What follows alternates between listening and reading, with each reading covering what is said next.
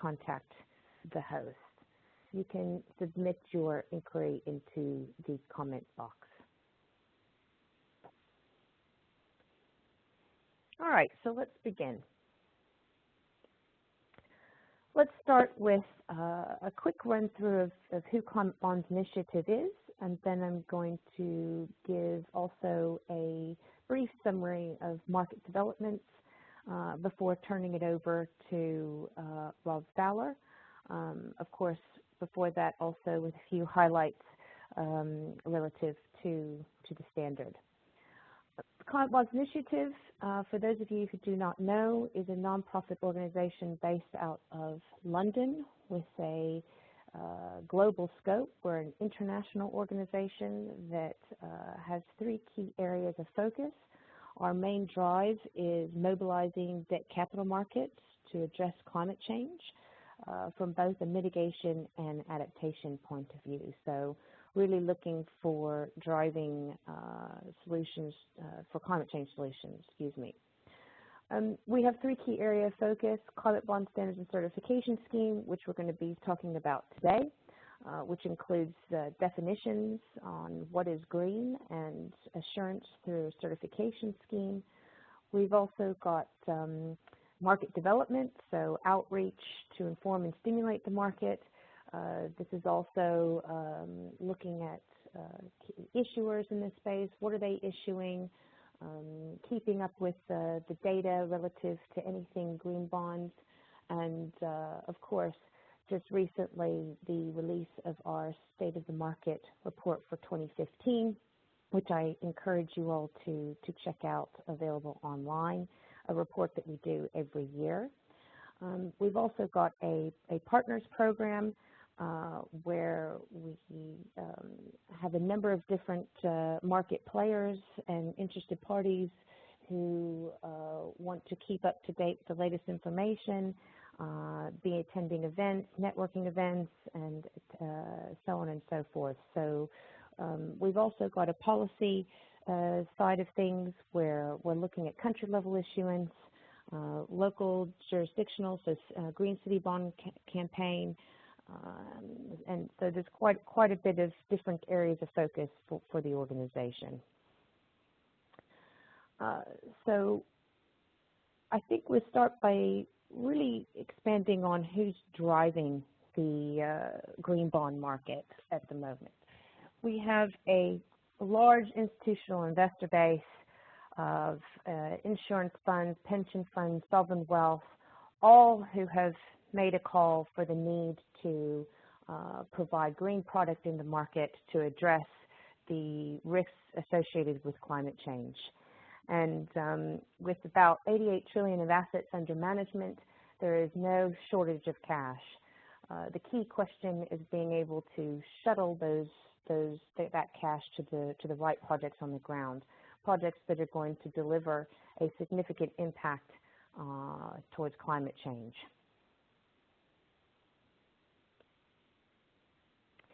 And so just to give you a snapshot view of the exponential growth that we've experienced in the last couple of years with the labeled green bond market, currently sits at $65.9 billion globally. Main growth was driven predominantly by the development finance institutions like World Bank, IFC, EIB for that matter, where it's particularly in 2013, IFC came with their benchmark issuance of 1 billion euros towards renewable energy projects, which really kick-started the market. What we soon saw was the entry of corporates, particularly out of the European market, and then, of course, following in suit, we had the muni market out of the U.S., who has been quite a top issuer in the end of 2014 into 2015. Yes, a slower growth this year than what we saw in 2014, which is expected. We had quite a few early entrants ready to play and in the position to issue large green bond issuance with existing assets that clearly fit the bill for being green. We have seen some impressive issuance so far for 2015, but we do suspect that a lot more will start hitting the market towards the end of 2015 as we lead into COP, and there's definitely no shortage of interest and discussion behind the scenes, particularly coming from governments like China, India, Southeast Asia, particularly Indonesia, where we suspect that we will be seeing quite a flurry of issuance coming out. Again, another snapshot, which is pulled from our latest State of the Market report. Again, encouraging you to take a look at that when you have a chance. A breakdown of key areas of investment. Energy, of course, continues to dominate. But then again, there's the buildings, green buildings, low carbon buildings, an area, sector that we expect to see huge issuance in the coming year. We've already seen some very good examples of this, and so we expect to see more. Transport, again, is another key area that we suspect will have quite a bit of issuance. And so investors are calling for standards. They're looking for solid, deep green product that addresses the climate challenge that we have ahead of us. They are looking for standards and assurance certifications that have been identified as key to improve confidence and transparency, and this, of course, we expect to continue strong growth. Of course, we have the Green Bond Principles, which has really laid down a strong foundation for the market itself. The latest version was released in March 2015, which, of course, key to the Green Bond Principles is a call for transparency and reporting, and of course it's about the assets, not so much the company issuing. The Climate Bond Standard represents an important step from moving from a broad integrity principles to a robust and effective certification system. So looking for clear mandatory requirements around the use of proceeds, tracking and reporting, providing specific eligibility criteria, so moving beyond just bucket list categories of what's in, but also ensuring that there's a delivery on impact, ensuring that they're low carbon and climate resilient projects and assets. Building into an assurance framework, which is independently verified by a number of approved verifiers under the program, with clear procedures on how to do this. Then, of course, the certification itself is approved and carried out by an independent Climate Bond Standards Board, which is made up of $34 million assets under management. So key objectives, of course, coming back to ensure investors that the investments are really delivering a climate change solution. For institutional investors, they're very much aware of the macro risks, but in many cases, very difficult to quantify. So providing some guidance to that end is definitely welcomed. It offers, if you want, it offers two investments with the same risk-reward profile, one brown, one green. They tend to choose the green. In fact, there is actually no difference between taking the green. There's no premium, there's no hit. It's exactly the same, flat price.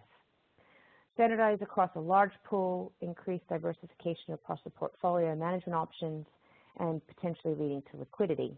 Of course, covering a number of different areas such as energy, transport, water, buildings. It's a simple tool to give issuers, investors confidence in the green claims. And the important thing to note is that it's an environmental, not a financial standard. So we do still expect that to be addressed. Investors still have to do their own credit analysis. So just to give you a sense of who's involved, coming back to the board, it's a mix of different entities. We've got California State Treasury, institutional investor groups like the IIGCC, NGOs, NRDC, CDP, insurance mutual funds like the ICMIS, quite a few behind the Climate Bond Standard Board. The technical expert committees, these are the guys that are instrumental in proposing eligibility criteria that ensures investments are delivering on their climate mitigation and adaptation potential. We have global organizations which can include anywhere from the IEA, OECD,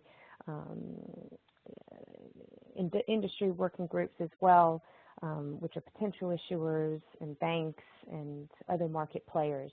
So it's quite an eclectic mix of different stakeholders that come in to help develop the climate bond standards. And then, of course, our industry advisory group, which sits as an advisory piece to the overall program, which includes quite a number of different key stakeholders. So we cover a number of areas, all again looking at the scientific evidence-based, creating green definitions for the market that allows to provide guidance on what is green. Again, to give you a bit of where we're at on what's currently under development, what we have already available in the market, and where we're looking to go next. Completed, which essentially means that assets that we would be ready to certify is wind, solar. Of course, low carbon buildings just hit the market at the start of 2015, and we've already had some successful certifications happen across that. And then, of course, bus rapid transit, which forms part of our low carbon transport work. What we have out soon, coming on deck for September, towards the end of December for public consultation, will be our low carbon transport as a whole. This covers electric vehicles, hybrids, rail, you name it, it's pretty much covered under that standard. Water infrastructure is another key area that we've been developing since November last year, and agriculture, forestry, and other land use. Two key pieces of work that will be hitting public consultation at the start of September. So do watch this space. Hydropower and geothermal are still under development. We hope to have that also hitting the market soon. Other priority areas that we'd like to get into, it looks like energy efficiency, in industrial energy efficiency, should I say, and broadband will be two key areas that we'll be looking to start in the months ahead. With that said, I'm going to now turn it over to our technical advisor, Rob Fowler, who's going to now give us an update on the new version of the Climate Bond Standard. Over to you, Rob. Thanks so much, Justine. Hopefully everyone can hear me clearly. It's been a very interesting journey for the Climate Bonds Initiative as it's gone through the formative stages.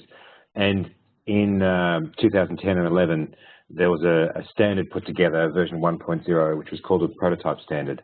And it's probably worth acknowledging that David from NAB was quite involved in that, and they generously provided some funding to the initiative to help that get underway. But what's been learned from that process and the early adopters using that standard is that we need to improve it, we need to update it. And so we've enabled some new things in this version 2.0, which we're hoping to release at the start of October. We've really focused a bit on the assurance framework, and we're trying to make that as efficient as possible, trying to remove any additional costs from that process and make it very clear what the verifier needs to do, how they need to do it. We've integrated the green bond principles, which were updated in March, and they're now fully part of it. There's also an investor expectations statement from Ceres, which is very much consistent with what we're doing. And so we're really taking those principles and objectives and making them into a firm standard with requirements and clear criteria. We've done a bit of work on annual reporting and trying to create a more explicit picture of what that means. And what is a minimum level of reporting that's expected and who that goes to, as well as what sort of other reports might be attractive to the issuers or the investors or both. So we're trying to provide some flexibility there, but make it explicit what it has to be done as a minimum. And we've broadened out the different types of bonds so that pretty much any kind of bond that can be labelled this way in terms of bond structure and the type of of instrument that's being issued. So we've worked, I suppose I've been working a lot this year on version 1.9, which is now out there for road testing, and we really encourage everyone to have a look at the website and see if there's any interest there. It's a fairly technical document, but that's sort of part of the reality for what a verifier needs to use.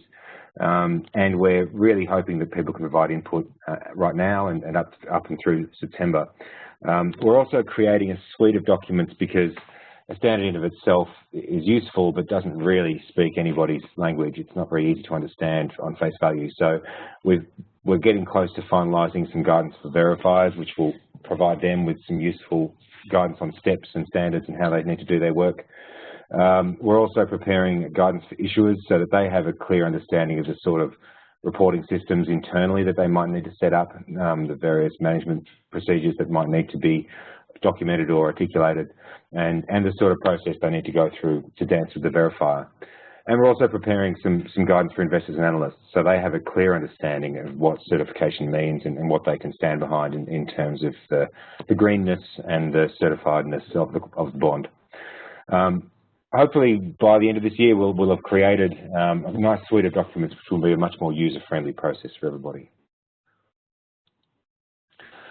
The timeline we have right now ahead of us is basically in the middle of that diagram. We're trying to do some targeted consultation with a variety of different people. We've had some great discussions so far. If anyone in particular is interested in having a chat or providing input over the phone or that way, please let me know.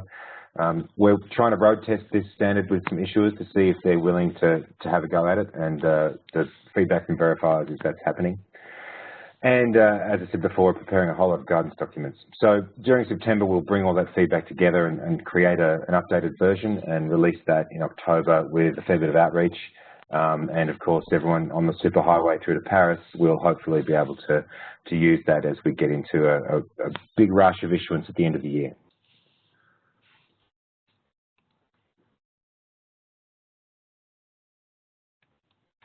Just trying to forward through the slide, just one sec. There we go. Well, one of the things we've done is to try to create a process and a standard which fits with the existing steps to issue a bond. I mean, these bonds are priced and the same sort of credit rating. There's no real difference in pricing for them, so it has to be something that's efficient and streamlined with the existing processes if we're going to have a certification system that will work. So we've got a pre-issuance phase and a post-issuance phase, and the certification pre-issuance allows the issuer to get out there and market the bond as certified, and involves a fairly brief effort by a verifier, but important. And then the post-issuance, once the funds have actually been put into the issuer and proceeds have started to be used or allocated as expected, and the systems are actually working, then the verifier can come back and have a closer look, and that creates a post-issuance certification which lasts through the term of the bond. This is trying to create that two-step process which issuers are more used to, and hopefully enable people to step forward fairly easily for a marketing process and then get into more of the detailed verification process afterwards. Again, we're trying to minimise the cost of this.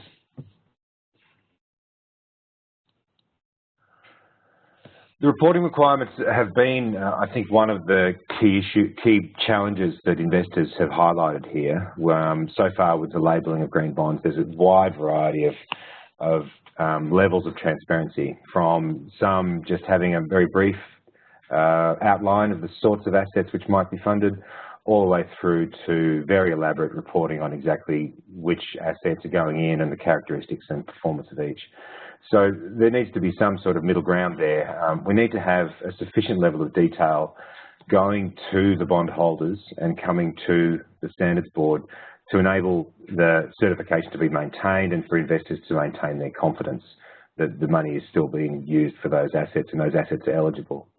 Further beyond that, there are timing and other processes of reporting that need to be put in place. We're finding that a lot of issuers at the moment are looking to report either more frequently to their bondholders. Some of them are looking to report out to the public, and a lot of the development banks have led that charge, but some of the corporates have been less likely to do that. But we see a wide variety of reporting processes, mostly driven by investor, I suppose, desires and issuer modes of operation internally. One of the things that is very interesting is around impact reporting, and we have, I suppose, enabled people to do all sorts of impact reporting, but there is a bit of a challenge there because some investors don't really want to see all of that. They're probably interested that the assets are eligible and that probably perhaps in renewables as an example, how many megawatts of installed capacity there might be, but whether they're actually interested in all the sort of next level of detail in terms of power output or climate impacts in terms of emissions reductions or other sustainability indicators for the communities being impacted by the assets. There's a long way you can go into impact reporting. And so we've tried to enable and facilitate that to happen, but not require anything beyond the fairly simple level that investors seem to be okay with. But that's a topic we want to hear more about and discuss more with other people. So if people have feedback or questions, we're very interested. I suppose one of the main things is we're trying to create a reporting regime which is integrated or at least runs alongside and is very clearly aligned with the mainstream reporting regimes for the issuers and the holders of these bonds. We're trying to make it easier and also include the integrity of the transparency and reporting processes in the regulated documents that we see as well around the bond issuance. So the certification process, as I said before, has a pre-issuance certification phase and a post-issuance phase. And then, of course, issuers are also okay to go on and do annual verification and annual certification if they want.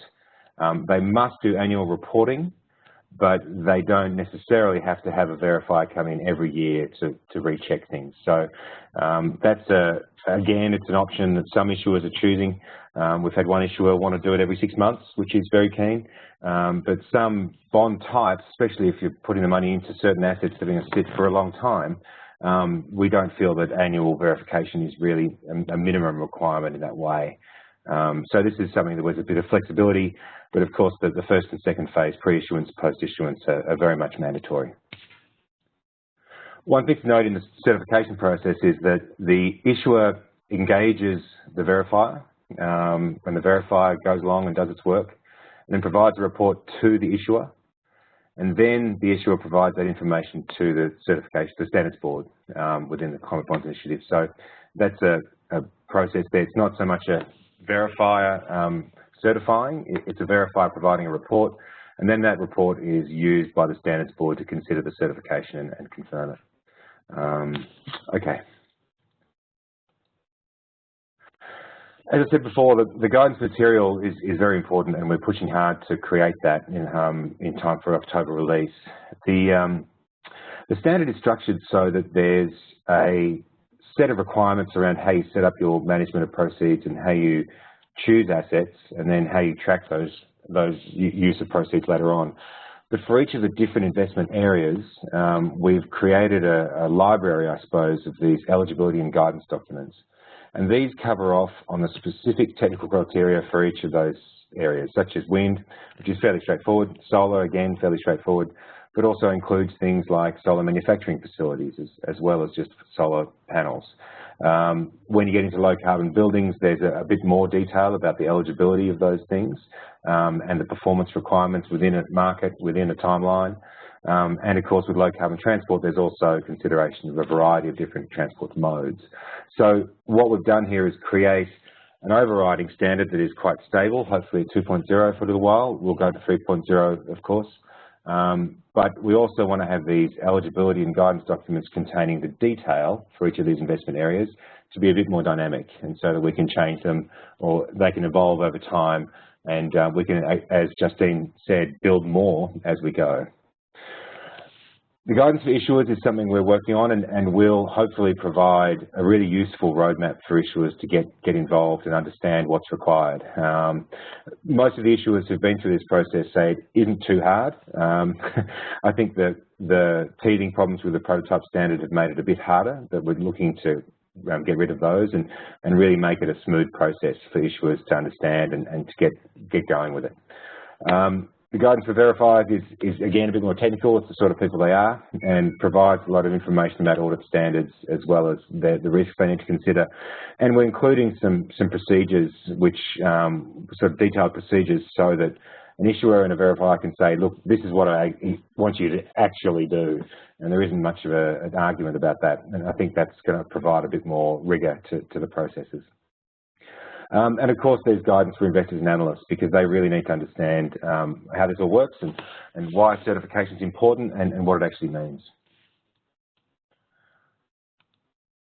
This is quite a complex picture of how the different parts of the standard fit together, and the guidance documents at the bottom and on the side. You can see that we have a certification process which talks through that in steps. Then we have a set of requirements pre-issuance, a set of requirements post-issuance, and the technical criteria there in the eligibility and guidance documents. So that's how the standard sort of hangs together. And then on the side there, you can see there's guidance documents for the various different entities involved, and some process detail. At the moment, we've released version 1.9, which has all those pieces inside it. We've got a selection of the eligibility and guidance documents there, and we're working hard on creating these broader guidance documents in time for a launch in October. So we're really hoping for feedback on this process and how people think it will work. We've had some good feedback so far from verifiers involved and a few others, but more is definitely welcome. And as I said before, if people want to have a talk on the phone rather than try and articulate things in an email, that's fine. And we can arrange for a discussion anytime. So on that note, I think I'll hand over to David to talk a little bit about their experience and to help us understand the sort of effort involved and the benefits, I suppose, of going through this process. Thanks so much, Justine. Thank you. Yes, so just to highlight, reiterate what Rob has gone through. We're very pleased to have NAB on today. David Jenkins and his team have been quite instrumental in being one of the first to certify against the Climate Bond Standard with a large-scale portfolio of wind, and I hope we're going to hear more about that. But overall, a great supporter of the Climate Bond Standard, and not only that, has also been quite a key driver in the Australian market on getting issuance out the door. So over to you, David. We're looking forward to hearing a few words from your end. Thank you, Justine. I hope you can hear me fine at that end. Yes. And thank you again, Rob. It's fair to say we have been working closely with the Climate Bonds Initiative from as far back as 2011. We've been a supporter of the early works that were done around developing the version 1 of the standards, and we're certainly very happy to see the evolution into version 2, taking on board a lot of the feedback that's come from us as issuers, other issuers in the market, investors and interested parties worldwide. So we're very supportive, and we hope to see a lot more issuance in our local environment as well as globally. Just a very quick run through in terms of NABs and how we've been involved in this space. We have had a strong and a long-standing commitment to clean energy financing and climate change mitigation. We're strong believers that banks do play a role in providing capital to assist that transition to a low-carbon economy. And we are proud to be the first Australian bank who's been certified as carbon neutral back in 2010. And we've been a leading financier in the renewable generation space across solar, wind farms, biomass, and a number of other projects here in Australia, the UK, and other offshore locations. We were also the first bank to issue a certified climate bond. That occurred in December of last year. We had been working closely with the standards team, starting from our first engagement with Shaw & Kidney as far back as 2011. There have been some challenging periods over the last 3 years in the global environment and the regulatory uncertainty here in Australia around renewable wind for one, but I won't go there. And we're certainly, for us, it's a long-term game. We believe that climate bonds and green bonds have a very pivotal part to play in financing that transition to a low-carbon economy. Just quickly running through, as part of the evolution of our own climate bond, we looked at some of the examples that other issuers had done in the market at that point. And for us, the benchmarks back in 2010 and 11 were the issuances that the SSAs had brought to market, the likes of the World Bank, the EIB and like. Each of them had their own variant of eligibility criteria, and as everyone no doubt appreciates, that comes with pros and cons. Being a commercial bank, we're very cognizant that in order to prove the integrity of the use of our proceeds for these green bonds, if we decided to pursue them, we would need to provide clear transparency, independently verified use on where the proceeds were going to be allocated. We were very, very sensitive to the concept of greenwashing. We needed to ensure that the green bond that the bank was to bring to market would withstand external scrutiny, and certainly when we floated the concept past investors very early in the piece, that message was reinforced loud and clear, and that's continued to be the case to this day with us, and I'd hazard a guess to say globally at the moment. At that point in 2011, there were no other guidance or precedents in terms of criteria that were becoming widely adopted by the market. Sean Kidney and the team had started the work on the Climate Bond Standards. We saw an opportunity to partner with them to rely on an independent third-party set of criteria that we could road test, for want of a better word, and we provided some issuer feedback through our evolution of our own climate bond, which culminated in being ready for certification a little before our final issuance date. Sadly, someone else beat us to the market with a certified climate bond, but we're happy to say that we were the first bank to issue a certified climate bond, as well as the first Australian bank to bring a deal to market. And we certainly envisage doing more of these.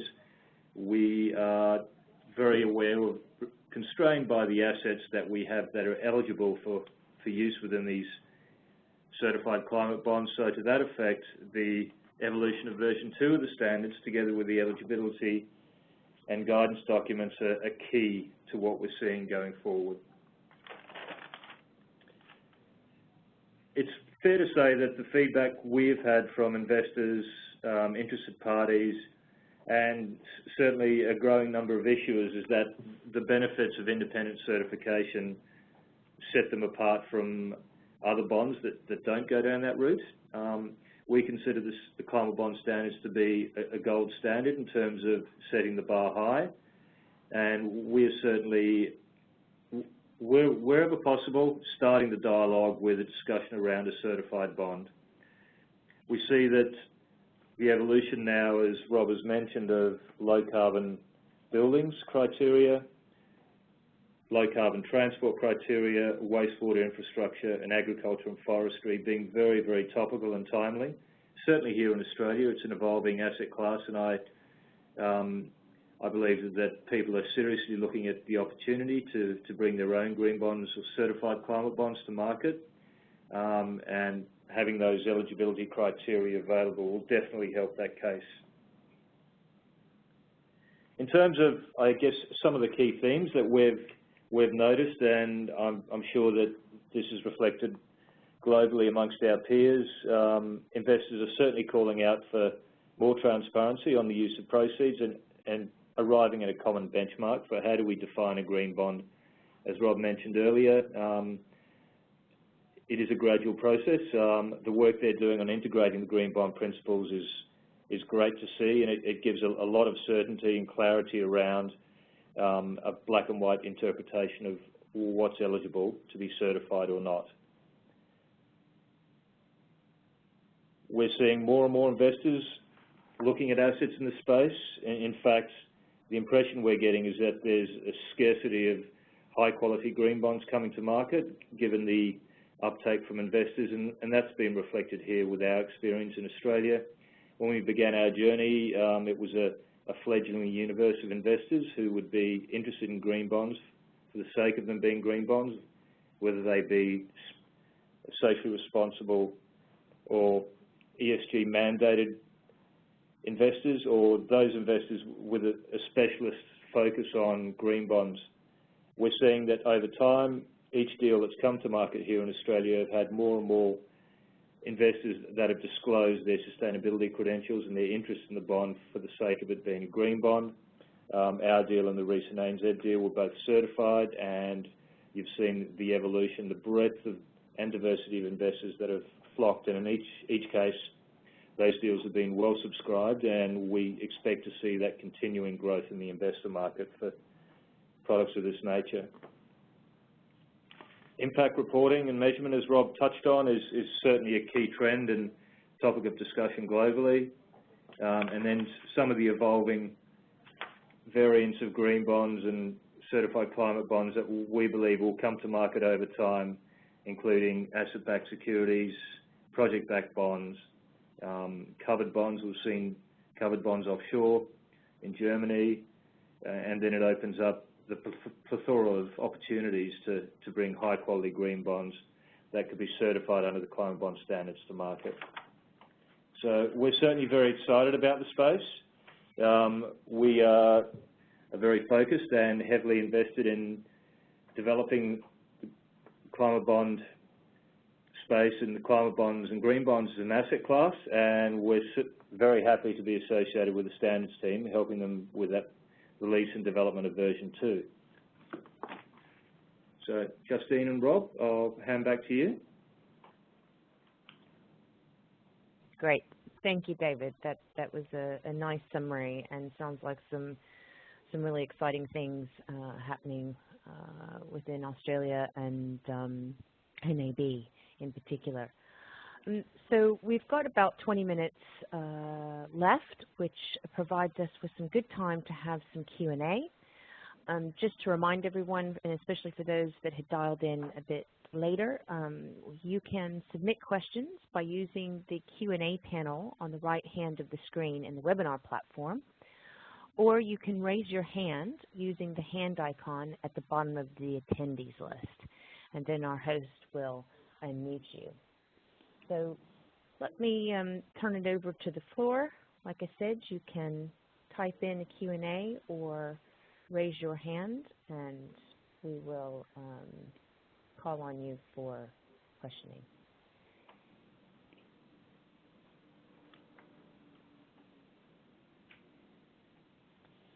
While we bring some questions in, I think I'll go ahead and kick us off, turning it over to you, David. So word out on the street is that issuing a green bond is difficult, it's arduous, it's costly. Was this the experience for NAB? And if so, do you think this is an issue for you guys moving forward? And what does the standard help in kind of streamlining any of that?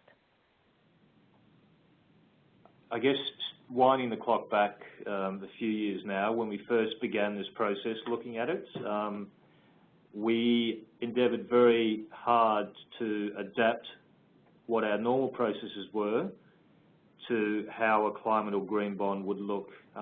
It was certainly daunting at first sight, and part of the challenge, I believe, was convincing some of our stakeholders that it was the right way to go. But now that it's been and done, the groundwork is set up, the evolution of the standards is most definitely helping the process.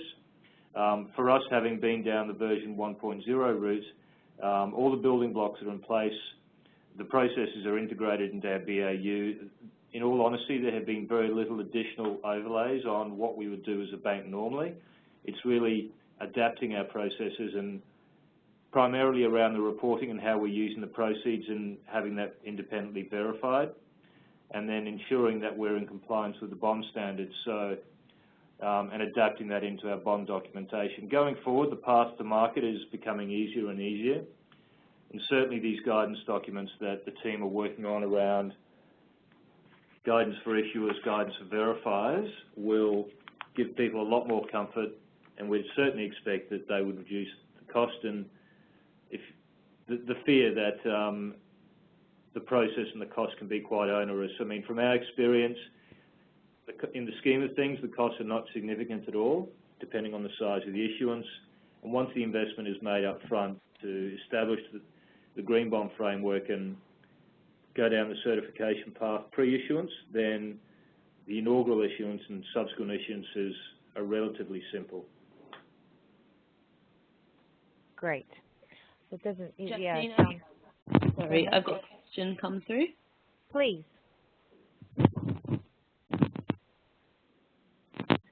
So we've got from Michael Lambden from the Sustainable Melbourne Fund regarding the standards and enforcement.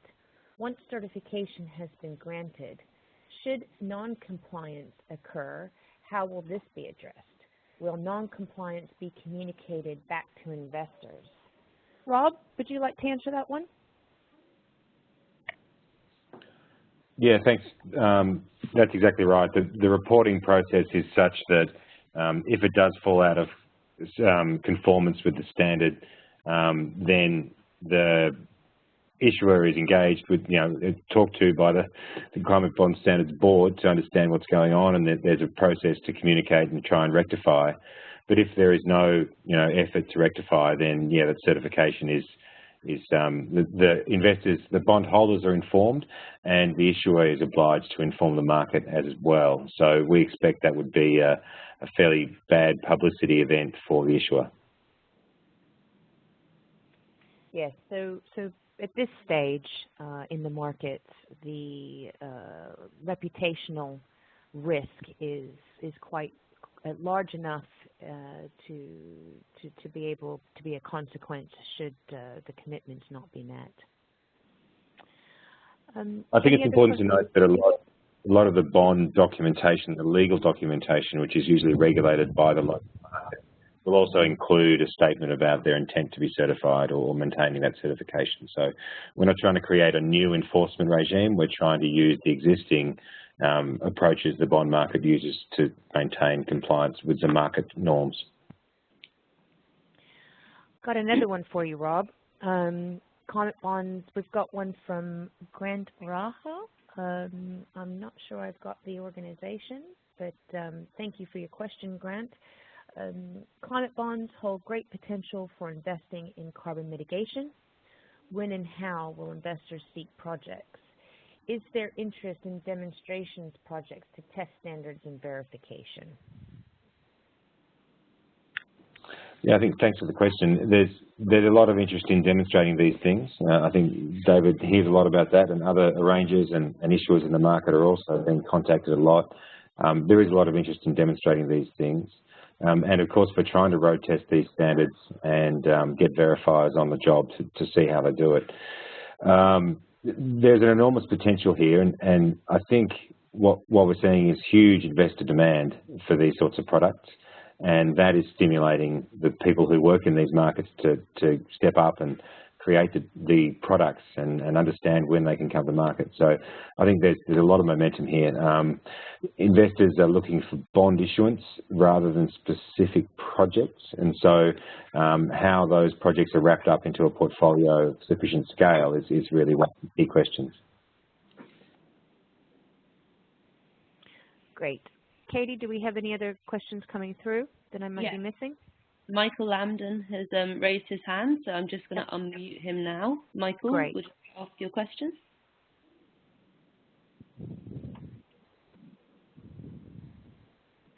Michael, are you there? Okay, if he's not there, I've got another question that's come through from Promit Segupta. Is this bond backed by any kind of collateral?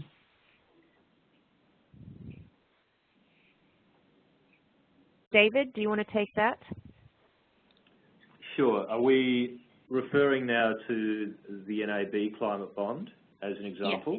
Yes. And adopting the definition of a corporate green bond, for want of a better word, which is how they're defined or typically when we discuss green bonds, so the likes of the World Bank green bonds, the NAB green bond, the ABN AMRO green bond, Bank of America green bonds, that the issuers are taking credit risk to the exposures.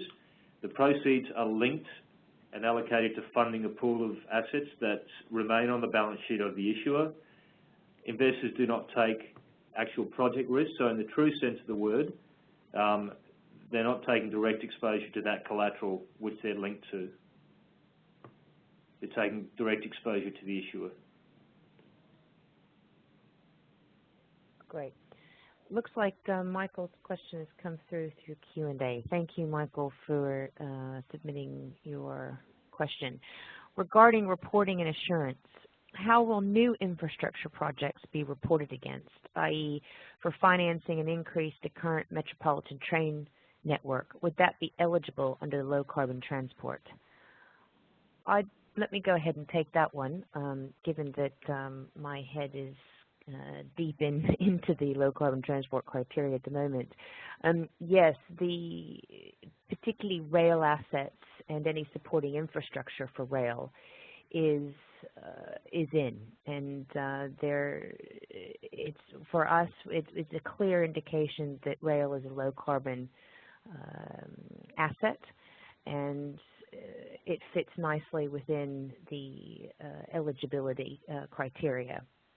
So this is the reporting side of it, is just ensuring that the use of funds are going directly to those assets. So there's an annual reporting requirement under that. And then, of course, there may be some calculation around passenger load factor to be able to demonstrate its compliance with the overarching emissions threshold that that type of approach of which we've taken in the proposal. I do encourage you to keep an eye out for the release of this proposal, which will be coming online in the start of September. At the moment, it has gone through its final review with the technical committee, where they will be signing off on its entry into public consultation. So we are expecting the start of September for that date. Would be great to get your feedback. But yes, rail is a huge opportunity under that proposal, and definitely one for certification. Katie, do we have any others coming through? I don't have any more at the moment, Justine. Okay. Well, I have a question back to David. I'd like to ask, where do you see opportunities in the Australian market moving forward into the end of 2015, into 2016, and in the years ahead for green bond issuance? I mean, what are the key areas that you see moving forward? I'd love to say renewable wind, but that may be a bit challenging in terms of the scale and getting to scale quickly in the short term. But over time, we'd certainly hope and expect to see a lot more funding flowing into the renewable wind asset class, solar PV, low carbon transport, most definitely. There's a lot of spending mooted and in the process of being undertaken here across Australia in infrastructure, and a lot of the mooted projects should fit nicely with low carbon infrastructure or low carbon transport as defined under the standards. Low carbon buildings is an obvious one as we continue to develop more and more efficient buildings across Australia, commercial office space, shopping centres, multi-use residential and high density housing. We would certainly explore, and there's been quite some interest expressed in that space. And finally, the discussion around government-backed issuance. We've seen a few issuances being done offshore of late, with, I think, a record-breaking municipal green bond recently just being priced this week out of Seattle, with the proceeds used to fund upgrades and development of their low-carbon or the metro rail system. So opportunities in that space, we think, are the obvious ones here in Australia. Granted, we aren't as big a universe as the offshore universe is, but we're we're quietly confident that the pull from investors and the consideration from investors is growing at significant rates. Great. Sounds all very exciting. And I guess I'll just also touch on one point, coming back to the impact reporting, and I think I'll turn it over to both you and Rob. There's been quite a bit of development on that side, particularly this year, where we had the multilateral development banks coming together, particularly EIB, World Bank, and IFC, where they started to put in place guidance on impact reporting. Now, of course, this is all good for the MDBs who find themselves in a good position to carry out such type of reporting to that level of detail, in-house resources and ongoing research and development in this area for decades now. But for corporate issuers, this could be quite challenging. Where do we see the Climate Bond Standard addressing this? I know that you had touched on this a bit, Rob, on where we're going with impact reporting. How are we going to try and find that common ground between complexity, robustness, easy to use, enough disclosure? Thanks, Justine. There has been a lot of work done in this area within the climate change and low carbon space, and the development banks have very robust approaches, institutional arrangements in place to make sure they do get these impact metrics coming back from their investments. What we're also seeing is investors looking not so much for every level of detail, but just to have some transparency about what is actually happening, what is being done with the money. So we're looking to create that interesting balance. There's some impact quantification required in terms of eligibility of assets. For example, low carbon buildings are a good example of that. You need to keep track of how that building is performing in terms of kilograms of CO2 per metre squared. And that's a key metric that we use to assess the ongoing eligibility of those buildings to be included in the bond. And so some assets need to be addressed like that. Others, which are automatically eligible, like wind power facilities or even wind farm manufacturing facilities, are not necessarily having to create more metrics to maintain their eligibility. But investors might like that. One of the key challenges is if you're including assets which aren't necessarily directly operating, if you're looking at things like the manufacturing of wind farms or solar panels, what sort of impact reporting would people expect to see in those instances? And would it be a matter of production volumes or where they're used? How much detail is enough for that sort of asset? Hopefully that helps a bit. Great, Rob. Do you have any thoughts on this as well, David, coming from the issuer side? I think, as Rob said, the starting points are the easy assets, the renewable wind, solar, PV generation facilities, where it's easy to quantify the gigawatts of power generated through those facilities, together with the dollars spent against those assets. When you move into the other asset classes, it's more about carbon emission reduction, and the low carbon buildings is the obvious one.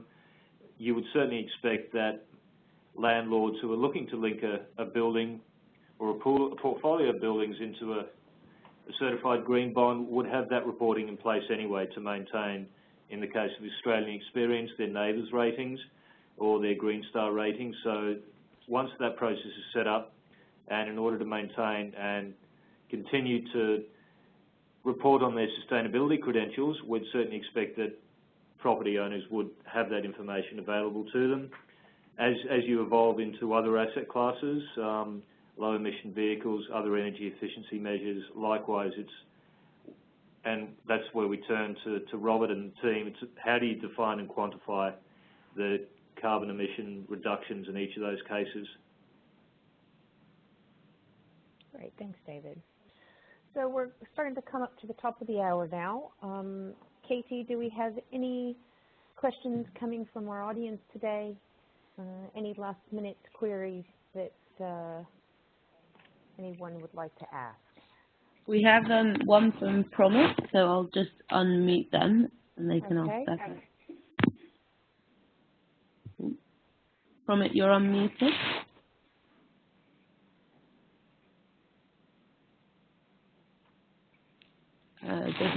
Promise, are you there? Okay, so some audio technical difficulties, unfortunately. Okay, Justine, we have another one from Tessa, so I'll try her instead. Okay.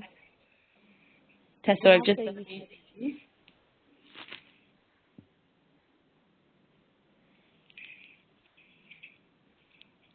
Yeah, so there must be a technical challenge here. I'm trying to get people to come on. Apologies for that. If you wanted to use the Q&A box. Justine, Tessa's put her question in the Q&A, so I'll just read it out. Yeah, please. Have you discussed green bonds with the governments and policymakers in Australia as an opportunity to fund state and national green-aligned projects? Do you see the government sector as an area of growth for green bond issuance in Australia? That's an excellent question.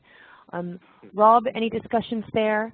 David, any discussions there with government? Yeah, I think that's definitely a key area of focus for us. The state governments, local governments are very keen to look at their assets and understand what can be done. And people like David are out there encouraging that sort of thing to happen. So, David, if you want to give any real examples. It's probably fair to say, Rob, we're touching government at many levels in terms of these discussions. We are having discussions with the various state and local government bodies around opportunities, particular asset classes, particular assets in particular that can be funded through climate bonds, if not now, then in the future when there's sufficient scale, and also looking at ways to walk through establishing a green bond framework for various issuers. So it's more at the issuer side of government as opposed to the policy side where our discussions have been to date.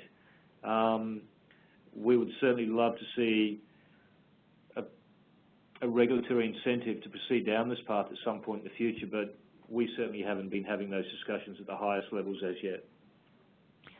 Adding to that, I will say that outside of Australia, Climate Bonds Initiative has been quite active with other governments.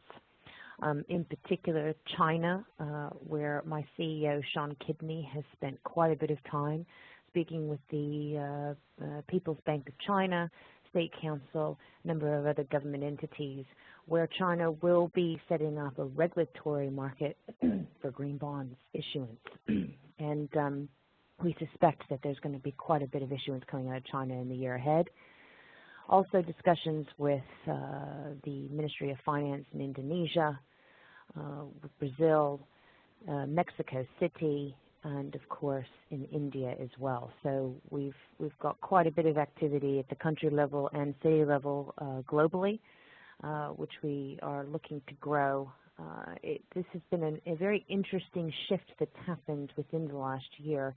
So first year being just the explosion of growth for 2014, and now for 2015 getting the interest of government's involvement and them looking to see where the opportunities lie for them. So hoping that Australia will also be one of those that we will be working with.